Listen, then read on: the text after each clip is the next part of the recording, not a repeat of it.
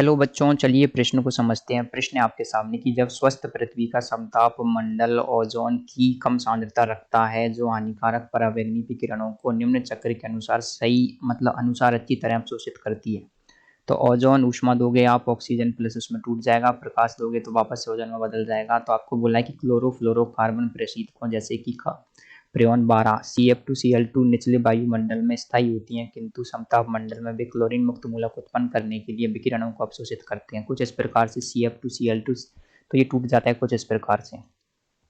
आगे बोला है कि क्लोरीन मूलकों की कम संख्या में उपस्थिति ओजोन की सांद्रता को कम करती प्रतीत होती है। आगे बोला है कि निम्नलिखित सभी अभिक्रियाएं ऊष्माक्षेपी हैं, केवल एक जिसके लिए प्रकाश आवश्यक है को छोड़कर तथा उच्च दर नियतांक रखते हैं।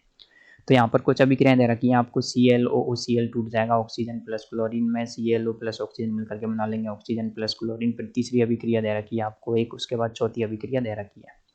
तो आगे आपसे दिए गए पैराग्राफ को पढ़ने के बाद में प्रश्न पूछ रहा है कि ओजोन परत में छिद्र होने के कारण पराबैंगनी विकिरणों का बढ़ना। पहला विकल्प है कि त्वचा रोगों के मामलों में वृद्धि करेगा।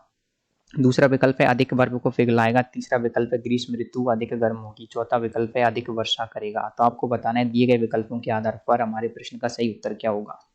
तो देखिए, दिए गए प्रश्न की जो मुख्य अवधारणा है वो ये है कि आपको यहाँ पर क्या बताना है। जो पैराग्राफ दे रखा है उसके आधार पर, चाहे उससे हमारा जो नीचे वाले प्रश्न का मतलब हो या ना हो, आपको प्रश्न का उत्तर करना है। सबसे पहले आपको ऊपर ये बताया गया कि भाई ओजोन क्या होती है, किस प्रकार से ओजोन का क्षरण होता है, बस ये बता दिया गया। उसके बाद में ये पूछा गया कि ओजोन परत में छिद्र होने के कारण पराबैंगनी विकिरणों का बढ़ने। तो देखिए, पराबैंगनी विकिरणों के बढ़ने से क्या होगा, तो क्या प्रभाव होगा, तो आपको वो वाला प्रभाव यहाँ पर बताना है प्रश्न के अंदर। तो देखिए, आप सभी लोग जानते हैं हमारी पृथ्वी को, क्या पृथ्वी क्या होती है, पृथ्वी हमारी क्या है, किससे घिरी हुई है, ओजोन से घिरी हुई है। ओजोन परत से जब इसमें क्या हो जाता है, क्षरण हो जाता है। क्योंकि ओजोन परत क्या होती है, अब सूर्य से आने वाली हानिकारक पराबैंगनी विकिरणों से हमको बचाती है। जब इसमें क्षरण हो जाता है तो पराबैंगनी विकिरण सीधे पृथ्वी पर आती है। सीधे पृथ्वी पर आने की वजह से क्या होता है, ये त्वचा कैंसर का कारण बनती है।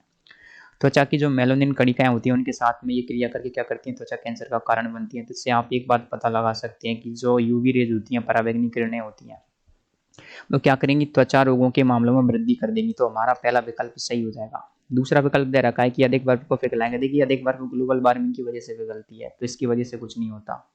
तीसरा है कि ग्रीष्म ऋतु अधिक गर्म होगी। तो भाई ये तो क्या, ये भी ग्लोबल वार्मिंग के कारण होता है। चौथा विकल्प है कि अधिक वर्षा करेगा। देखिए, अधिक वर्षा यूवी रेज से वर्षा का कोई प्रभाव नहीं होता। तो आपका जो पहला विकल्प है ना, त्वचा रोगों के मामलों में वृद्धि करेगा, वो सही है, क्योंकि त्वचा कैंसर बढ़ जाता है।